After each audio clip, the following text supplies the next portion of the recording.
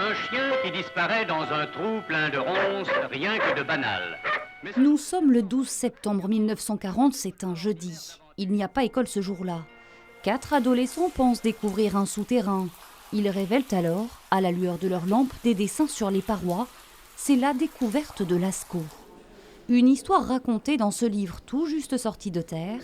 Anaïs, institutrice, est l'auteur de la partie pédagogique de l'ouvrage. On a essayé dans ce travail-là de rendre les choses accessibles pour les enfants. On évoque dans le livre aussi tout le contexte historique qui a amené Marcel Ravida et ses 3 amis à découvrir la grotte et à se réunir, parce qu'en fait c'est grâce à la Seconde Guerre mondiale finalement qu'ils se retrouvent tous les 4 à Montignac-Lascaux. 95 pages pour revivre l'aventure dans les pas des inventeurs. De la salle des taureaux jusqu'à cet étroit passage par lequel tout a commencé, et une palette de couleurs, des noirs, des ocres, aujourd'hui emblématiques du lieu.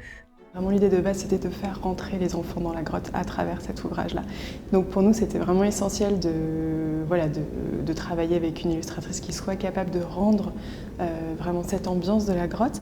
Chaque année, près de 400 000 visiteurs découvrent la grotte, parmi eux de nombreux élèves.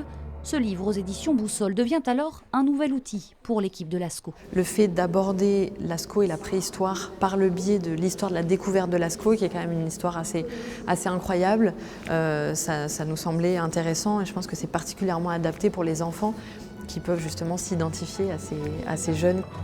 Une histoire pour ne jamais cesser d'être curieux et donner envie de devenir peut-être un découvreur de trésors.